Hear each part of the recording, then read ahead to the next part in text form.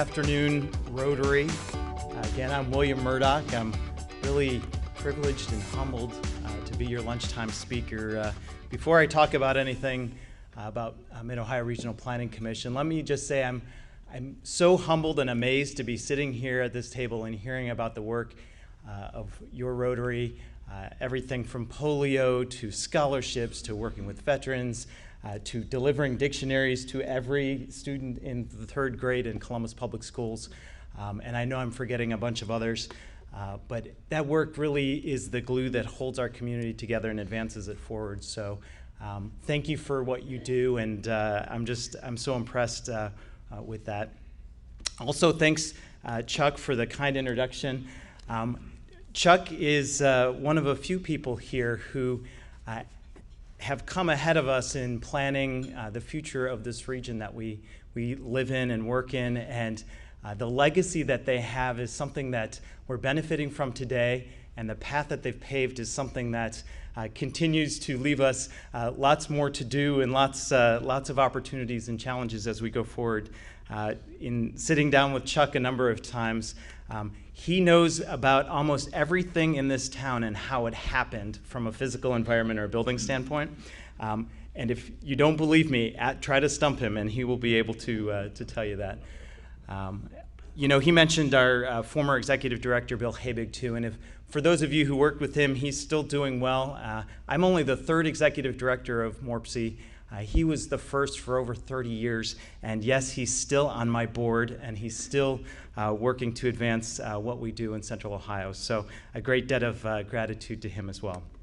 So what I want to talk to you about today is this organization called MORPC, and give you a flavor for the different types of things we're working on as we think about and plan for and help Central Ohio get ready for its future.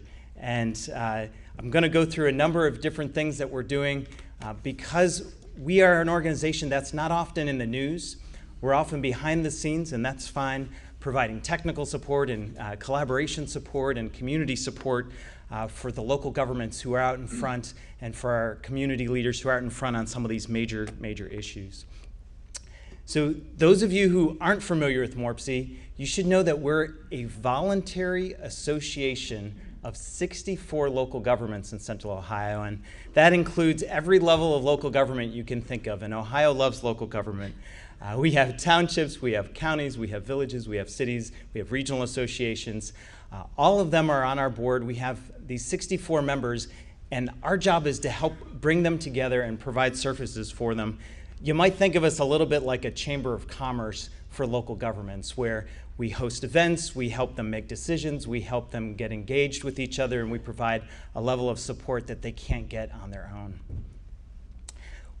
We do planning in Central Ohio, and when we say Central Ohio, we have a 15-county outlook.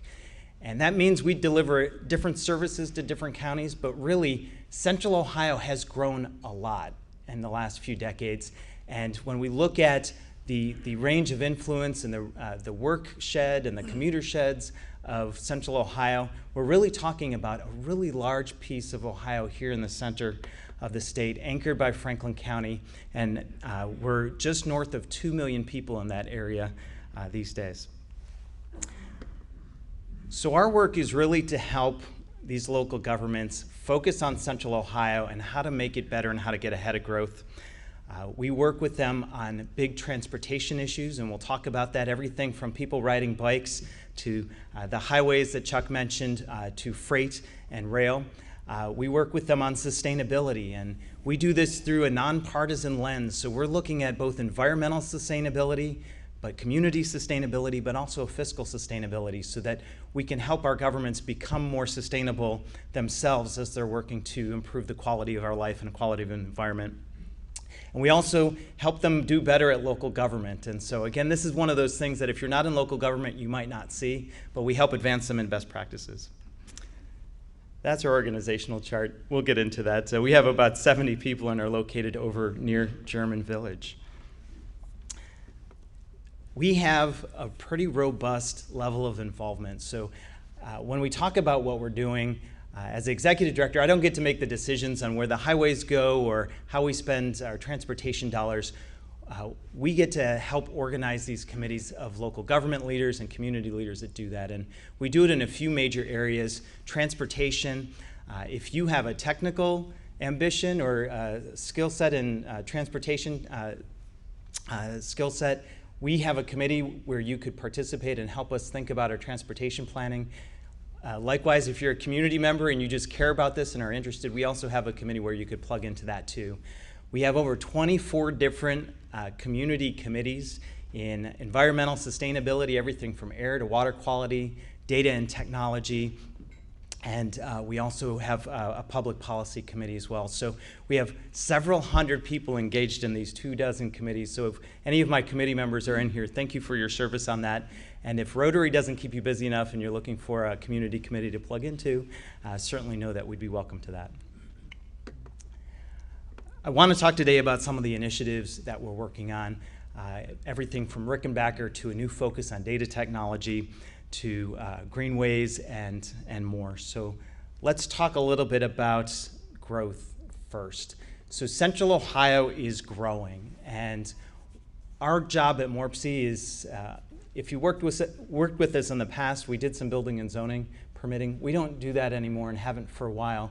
What we really do now is we focus on demographic projections and look at growth in all its different aspects so that we can help our community plan better for it.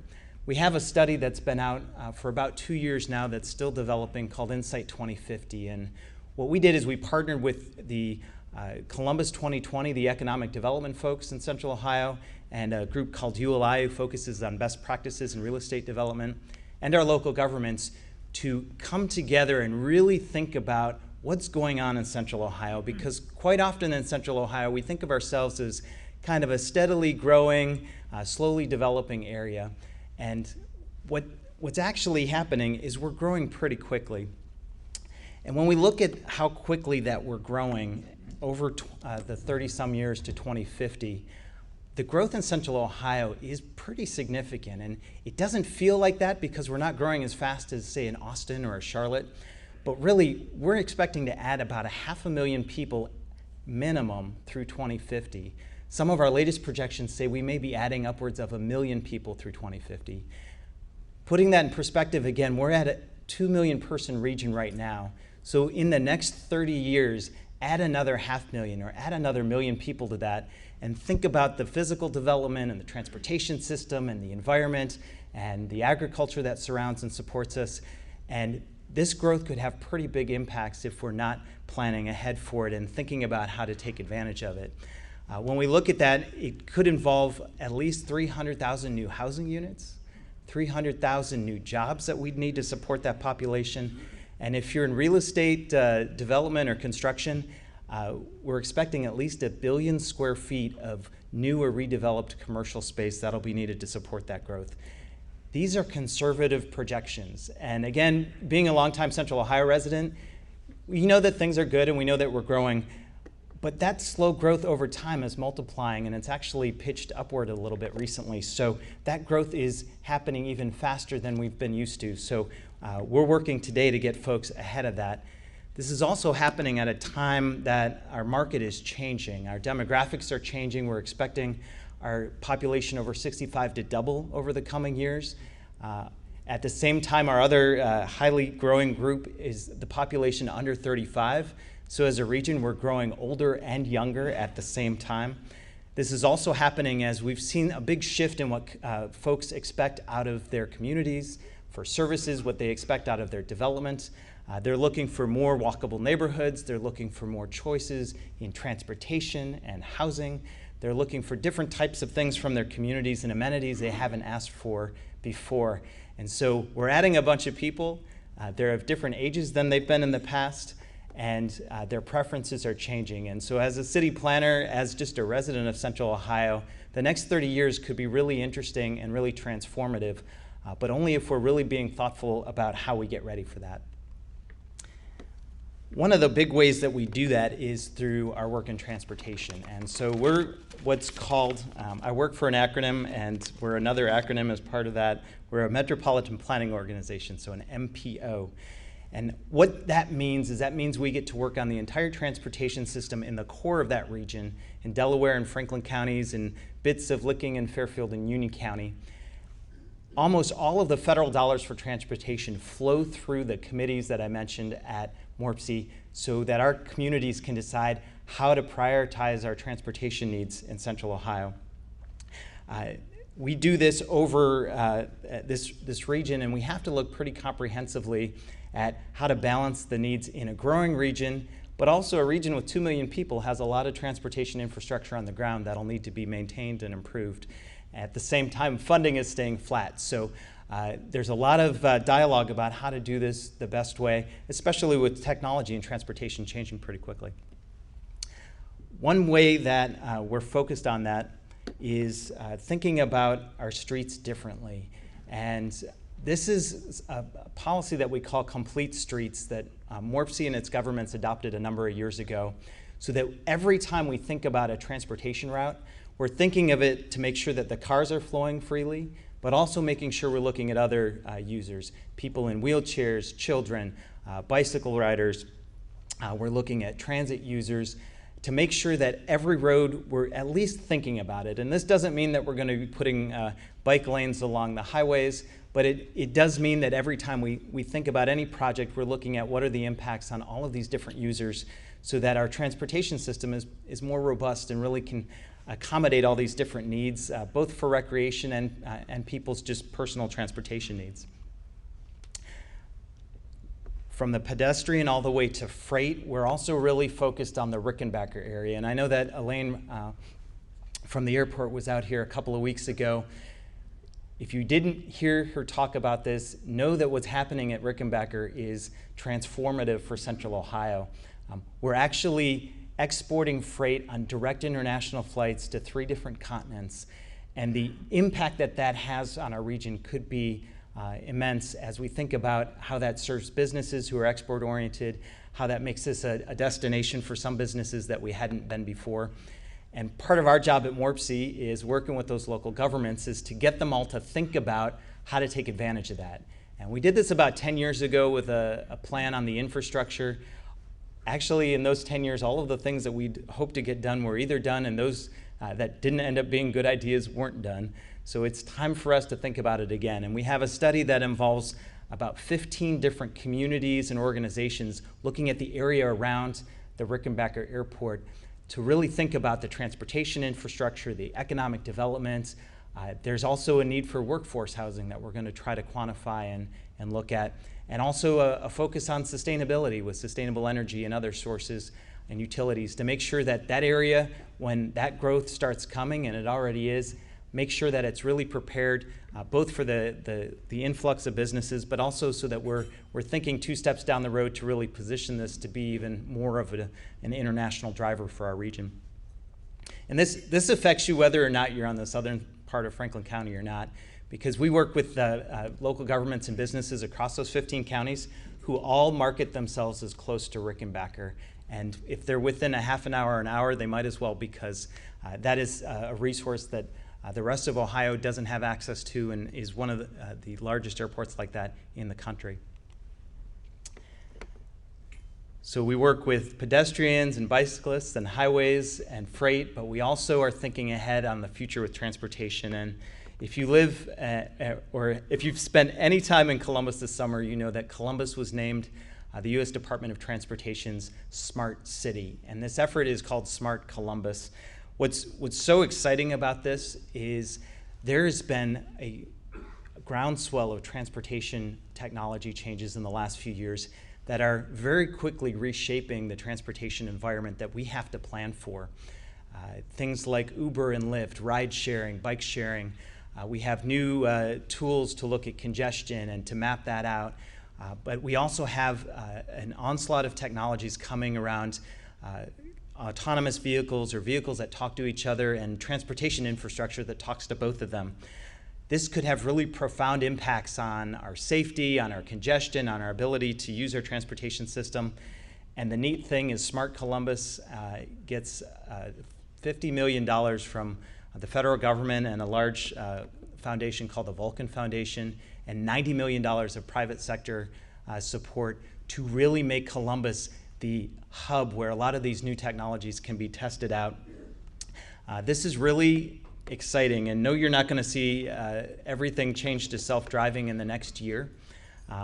But when we look at the pace of what's coming, Smart Columbus is going to look at electric vehicle infrastructure. There's a big move towards that, looking at ways to connect data in different ways between infrastructure and people and businesses, looking at autonomous vehicles and how these things are deployed both in the downtown area, in Easton, in a residential neighborhood, and around Rickenbacker. The focus here is on safety. It's on people, and Columbus won the competition because we really wanted to make sure that these technologies were thought of in terms of ways to improve the economy and transportation for some of our highly impacted neighborhoods like Linden.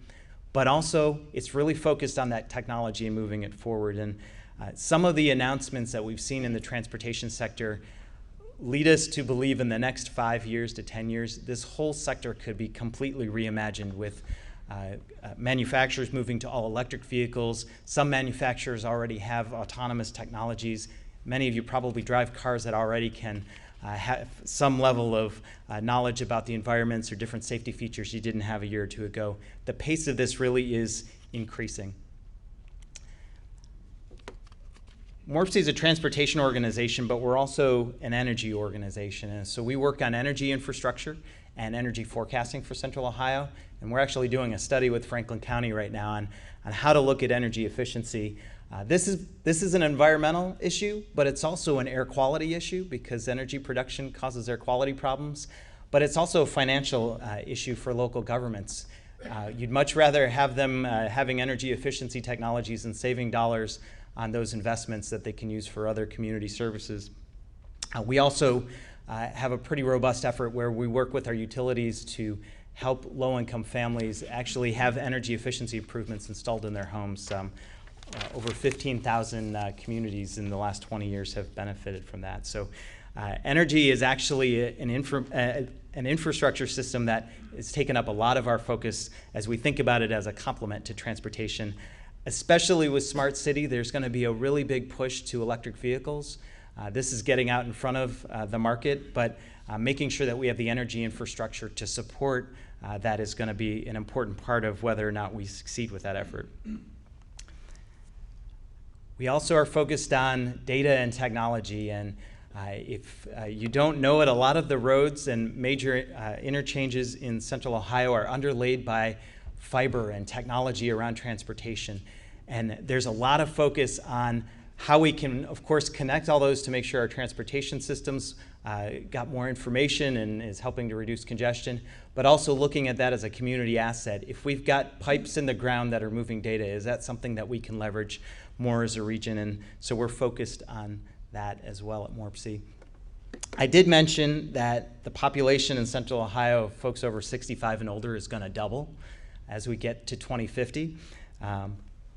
This is something that could, again, have really profound impacts as how we think of ourselves as a community and how we deliver community services. And so to get in front of that, we've partnered with the City of Columbus in a really robust effort to look at aging, and both not just as a challenge with providing additional services to people as they get older, but also as an opportunity. If we have a very large group of very active people over 65, there's information telling us they're going to be more entrepreneurial, more engaged in the community, and how can we take advantage of that at the same time as making sure that the community's delivering the services to accommodate folks as they age. This is a big effort that affects everything from infrastructure to transportation to city services and more. And what we hope to do is by the end of next year have a set of recommendations that communities across Ohio can begin to implement to get us out in front of this pretty major demographic shift. And the last big thing that's going on at MORPC that I want to mention, there has been an amazing delivery of bikeway and greenway systems in Central Ohio. And what's really interesting about this is it's come together slowly over the last 20 or 30 years. But now that some of those connections are being made along Alum Creek with the bike trail, along the Olentangy River, we're seeing what's interesting here is we've got over 100 of these dedicated bike trails in Central Ohio.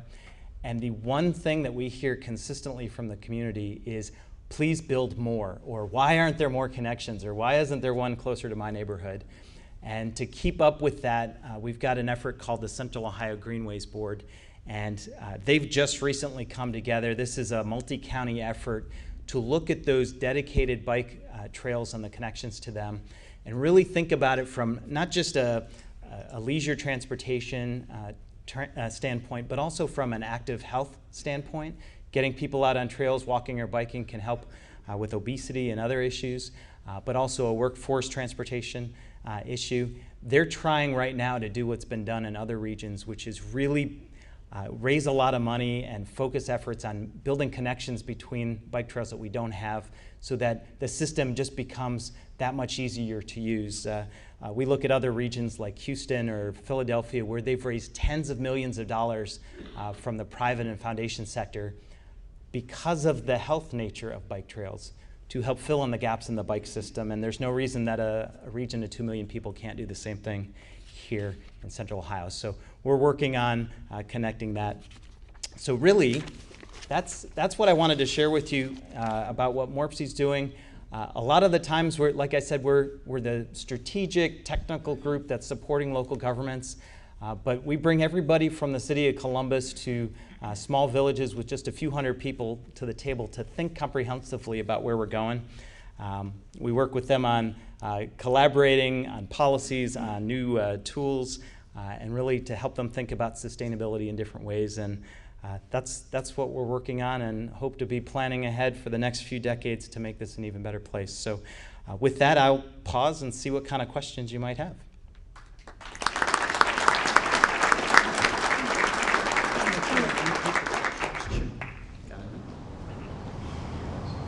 25 years ago, I called MORPC to find out where to place my wife's new dental office. I asked them, what's the growth area?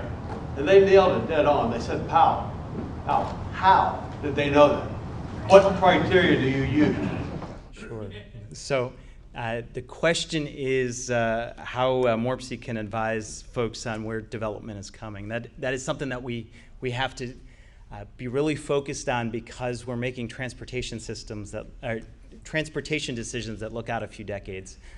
And so we do demographic forecasting. We look at every building permit. We look at the zoning for all of our communities, and really have a pretty sophisticated system that makes an educated guess, if you will, on where population is going. One of the changes that we've seen since the last time that your wife asked about that is we've seen a lot more activity in the downtown area than maybe we'd seen in the past. But that is something that we do. And so if you are curious on what part of the region is going to develop, we've got some good guesses based on a lot of data and input that comes from the ground. This isn't something that we just take federal data and plug it in. We actually work with all our communities to look at these local trends. This region is saturated with a lot of oil and gas pipelines, and they all have right-of-ways. Some of the rural counties in our area, the internet connectivity is just non-existent. It seems like that would be a natural marriage, and even for the best interest of the oil and gas companies to use that right-of-way for fiber. Is there any chance of making that progress? Okay, that's an interesting question. So the question was about using oil and gas right-of-ways as maybe a way to get fiber and internet throughout the region, in rural areas especially. I know there's a lot of focus on that. I don't know specifically about energy right-of-ways, but I know when it comes to other forms of infrastructure like transportation or that, those right-of-ways are always on our maps. So I can find out more and let you know. You talked about aggressive growth numbers for Central Ohio, but those really being the floors. What do you see as the biggest obstacle to growth in the near term for Central Ohio? Sure. So the question's about growth and being an obstacle to growth. And so when we talk about 500,000 people, 2/3 of that are just the people who are here, just living longer and their kids. So the biggest variable is going to be on the in-migration, and we're the only area in Ohio that has in-migration. What could threaten that or halt that is something that we're really focused on, I think, among a couple different regional organizations, and there's a crisis in housing affordability that's happening. After the Great Recession, there's been a lull in getting this. I know you've heard from Jim Hills recently. He probably talked about there's no lots available. Housing costs are going up, and if they climb too quickly, it doesn't just hurt the residents who are here, it makes us less attractive as an in-migration destination. So that's a big concern. The other concern is all transportation is if we don't get out in front of that growth, we could end up, and with no disrespect to our peers in Charlotte or Austin, we could end up in the same situation where our growth chokes future growth. So that is something that we're worried about. So Bill, as a segue within the sense of transportation that you're talking about, and thank you very much for your coverage and informative presentation here, but you've avoided the discussion of rail systems. Sure. I can't help but think maybe purposefully relative to the electric car coming about. Would you please give us your stance relative to rail transportation, and if and when it's going to be something else in the smart car, what kind of turnaround is that going to be? 30 to 40 years we've wanted to be in the rail system area. You know where the communities are. We could easily have had rail systems feeding those communities right along the way, but we keep forestalling it and it keeps becoming more and more costly. Where does MORPC stand? So the question is about rail or mass transit, and did I avoid talking about it in my presentation? The answer is no, but so I'm willing to talk about it. So this is something that we think about a lot at MORPC because Central Ohio is the largest region in the state, or one of the largest regions in the state, and we're growing quickly. Mass transit is going to be really important. And when I say mass transit, that could mean rail, that could mean something new. We actually have the benefit now with technology that whether it's autonomous buses that are fully electrified or light rail, the point is, can we move a lot of people quickly on something that looks or feels like light rail? And I know that our plan contemplates a number of corridors. The city and CODA both have plans coming out here in the next few months that we think will address that. So if I can tell you anything, and I'm not dodging your question, Mark, stay tuned. There's a lot more coming on this. So. One more question. Okay, one more question. Do you foresee an outer belt? Okay, so the question is, do I foresee an outer belt? And I will tell you this unequivocally, I don't think so. I don't think we'll see one in Central Ohio, and here's why. The cost of an outer belt could be billions and billions of dollars that aren't in the foreseeable future when we look at the needs that we already have and the needs to upgrade the system that we already have that's not fully built out. But the other piece of it is, aside from the disruption, putting an outer belt might shift growth outside of our existing communities. It might disrupt a lot of agriculture. But really, when we look at these autonomous and self-driving cars and that technology, some of what we're seeing is that those cars may be able to increase the capacity of our existing highways by 3 or 4 times. And so the last thing that I think we would want to do as a region is invest in a new highway when we may not actually need it, because the demand won't be there because of our technology has improved. So I'll tell you that our current plans don't contemplate anything like that. And so it's an interesting question, but I just don't think we'd get there. So, and with that, thank you so much.